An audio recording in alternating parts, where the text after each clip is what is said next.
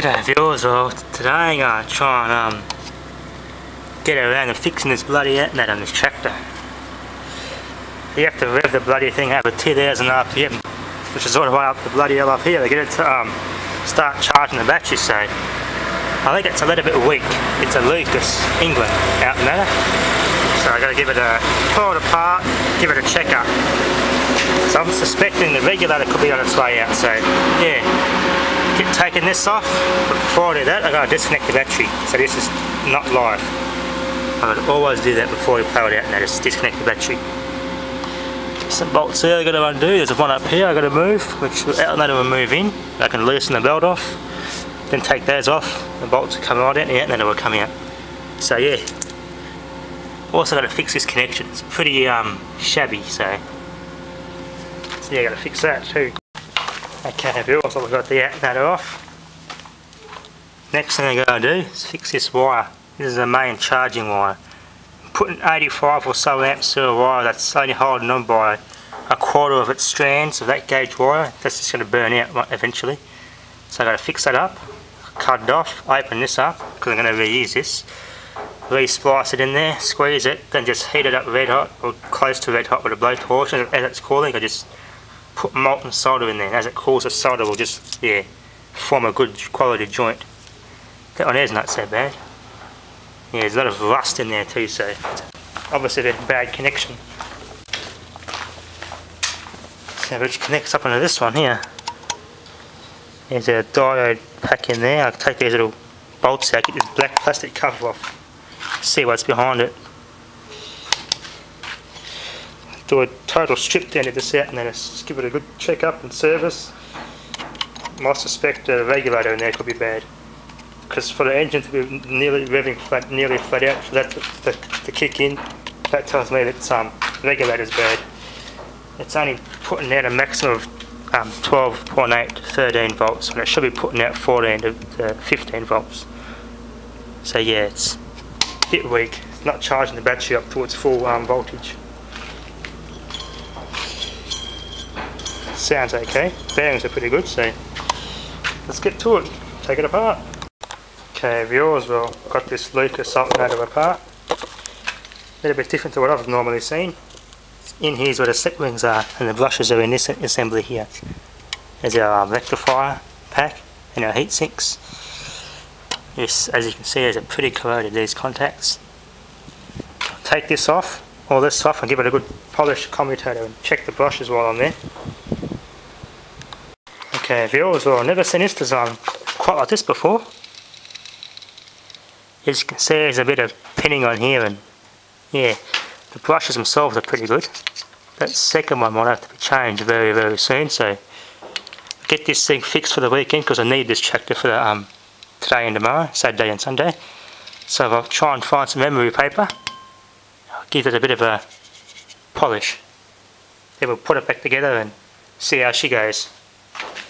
During the week I should have more time to work on this, so yeah, give it a good go over with some emery paper and yeah, see how it turns out.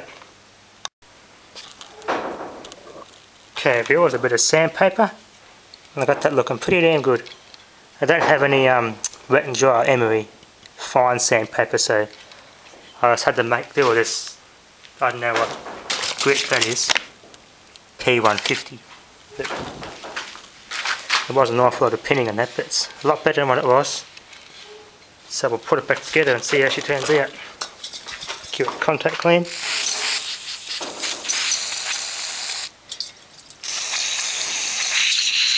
There you go. Now I can put it back together and we'll give her a test. Now if I get more time to work on this, if it does need more done to it, I'll put her to do an IMS test if I get around to doing it. So yeah, put it back together and see how she turns out. Okay, viewers, well, turns out this is a brush kit here. Under these 4 little bolts, and the brushes just come off, and you can just put a new kit in, and that's it. This wire here and this wire here. Yeah, that's your brush kit itself and that end bit. A little bit of wear in there, but I've got it all nice and polished. The wire that connects in here, I cannot solder it. It's so brittle and falling apart, and the main copper cable just acts like a heatsink, so That might have to buy a new connector for that, because the ones that are on there is just bad. Just cannot hold enough of the strands of cable. It just keeps fraying apart. Made by Lucas, England. Never seen an alternator quite like this before. Now when I look inside it, there you go. Very unique to me. Never seen that before. It's the first time for me. Trying to get this bloody pesky bolt in. I can undo that one.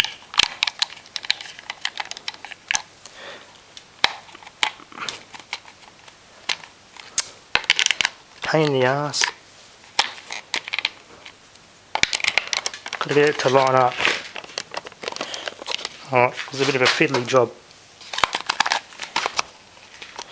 Right, try that. Now it should work.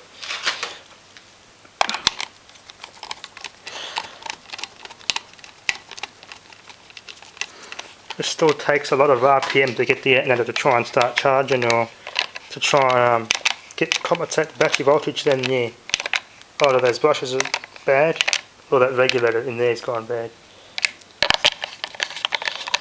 Yeah, the radar light comes on the dash to tell me that it's not charging, so we'll find out when I put this back together. Alright.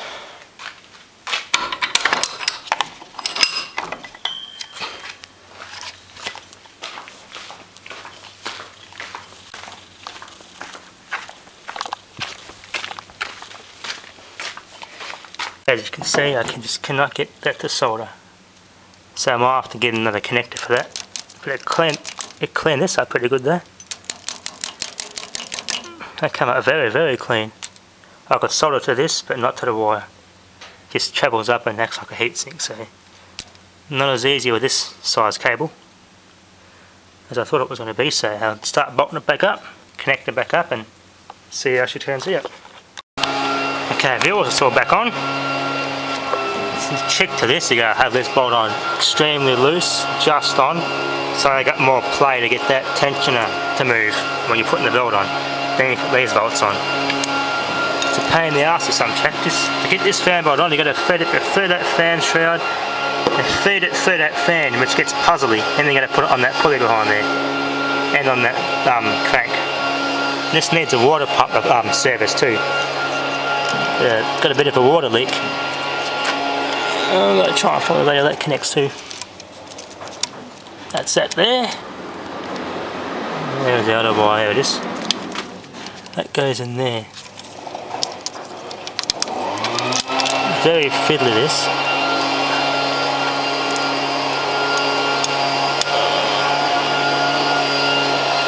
Alright viewers. Screwdriver will help us here. Here's why these connections are so damaged. You can't see where you're working with, so you gotta... Yeah, it gets very hard. That should be connected.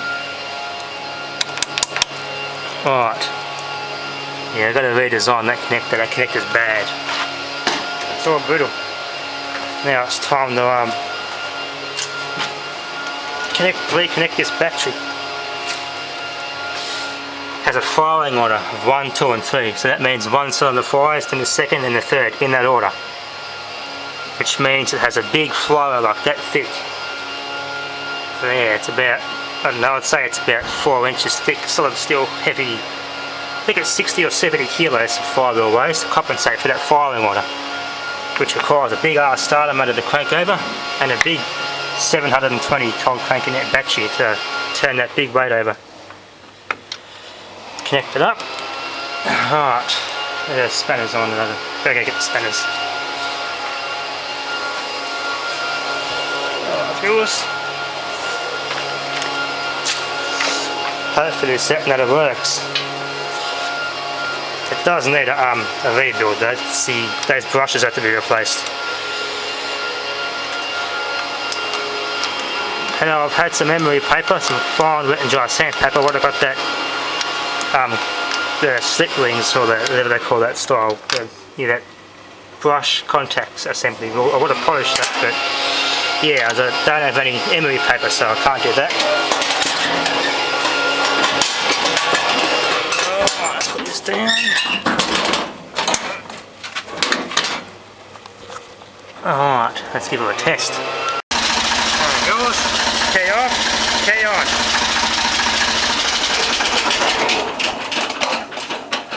Success. Yeah, and that is working. So that light doesn't come on anymore, so that's good. Which is all fixed. So all it was, it's a dirty set of contacts, all built up with brush residue, and just, yeah, couldn't get good contact, and as a result I wasn't putting out enough volts. So that's why I had to rev the engine nearly flat on this thing to get it to pick up voltage. So shouldn't be doing that anymore on this.